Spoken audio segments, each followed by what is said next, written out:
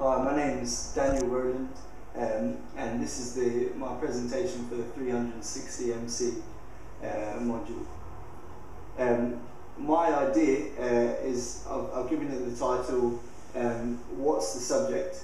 In this, in my piece, I want to question, firstly, who is the subject in a certain project, what's it actually about? But then also I want to challenge who the viewer is as well. So they're the two things that I want to challenge through my piece. The way that I want to do this idea is by producing a series of media interventions, all which explore the issue of what is a spectacle and who is an audience, who is the audience when a spectacle happens.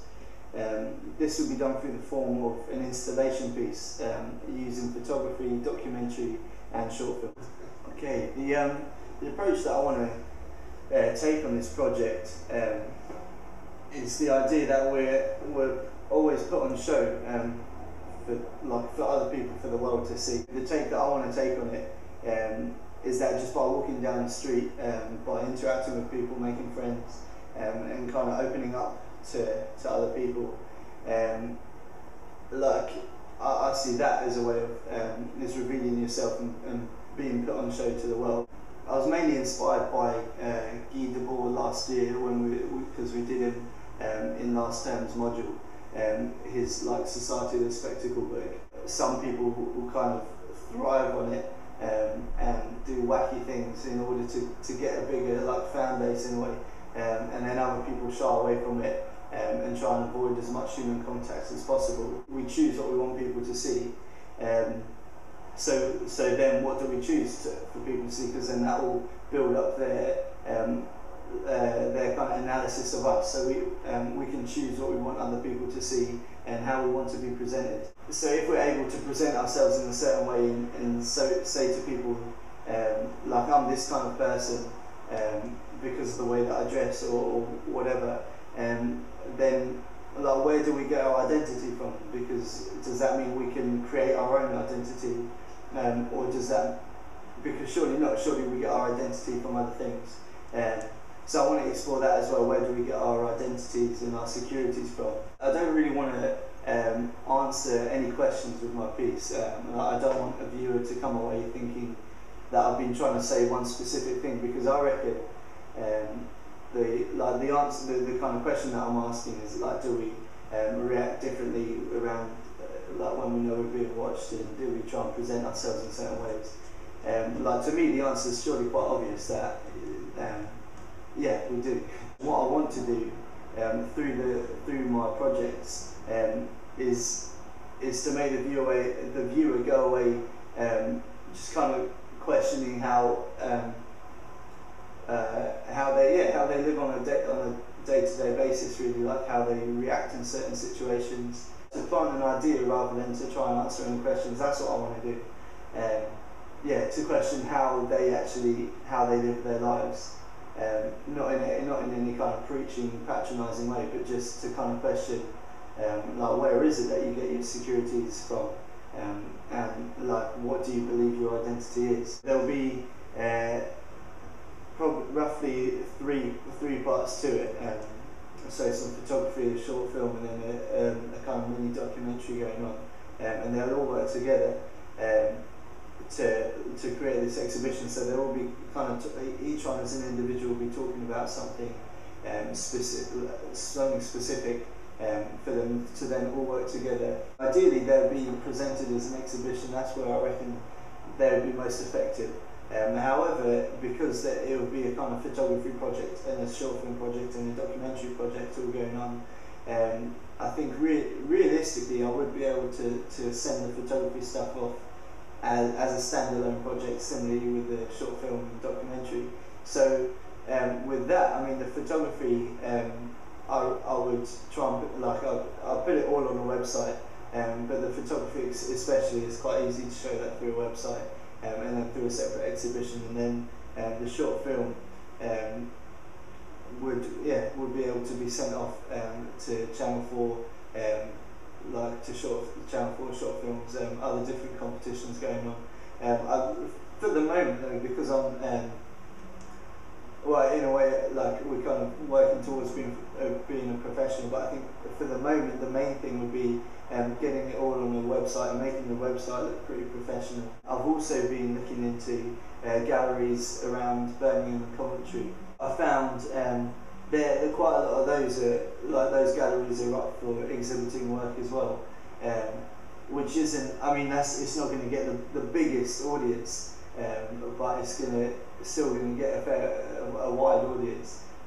Especially different kind of art, galleries attract different creative people who be able to help out and help with other distribution.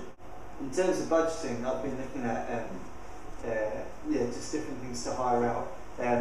Most of the stuff I'll be able to get via friends or through the uni. So a lot of the kind of camera equipment and the lighting, I think, is definitely doable through the uni. The only thing that I would like is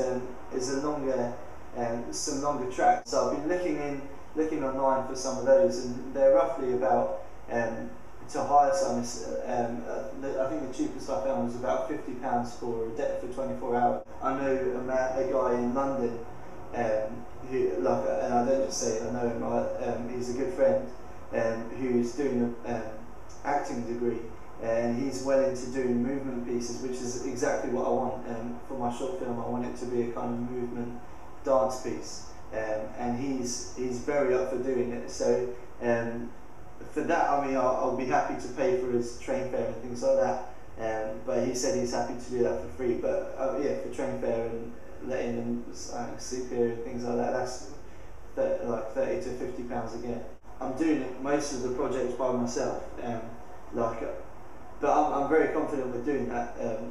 In the past, I really enjoy working in small groups. I think having too many people really gets too much at some point. So I'm very up for doing this by myself.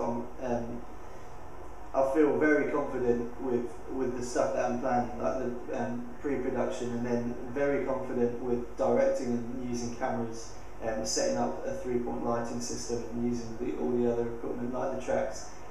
Feel very confident with that, and then the editing, again, I feel very confident in that. And I mean, I don't want to sound really cocky, but I am feeling really good about it. I think it's definitely doable for me to do it by myself. In college, I did A-level art, and since then I've been, and all throughout uni, and that's been a big influence of mine, is the actual kind of looking at artists as painters. So I'm still very influenced by filmmakers, but it's definitely the painters and the sketches over the past few centuries that have really influenced me. That's really what I'm trying to do with these pieces for my final exhibition, is really get very creative with them, get quite art house in the genre style. I think it's great to be influenced by paintings that have been done in the past, because there's a lot of thought that goes. They don't just paint what's there; they kind of put different things together because they think about what else is going into the picture. So I'm doing the exact same thing with the photography. I don't just want to take a photo of a person. I want to set it up properly so that their possessions are in the background, and the things that are dear to them are kind of around them and surrounding them. Because I'm doing this by myself primarily, it's I don't need to let other people know in advance really of what's going on. However, I understand that with that kind of attitude, weeks will go by at a time and I won't do anything. So I've made a rough, I've made a rough schedule of what I want to do. By this time next week, I want to know for definite where I'm actually going to shoot, locations. With the photography, because I'm going to be going to shooting outside different people's houses, I need to kind of send off letters asking for permission of that. It will probably be in the Easter break or half-term break, whatever, because then people are off and they've got free time. That will be when I actually shoot most of the short film stuff.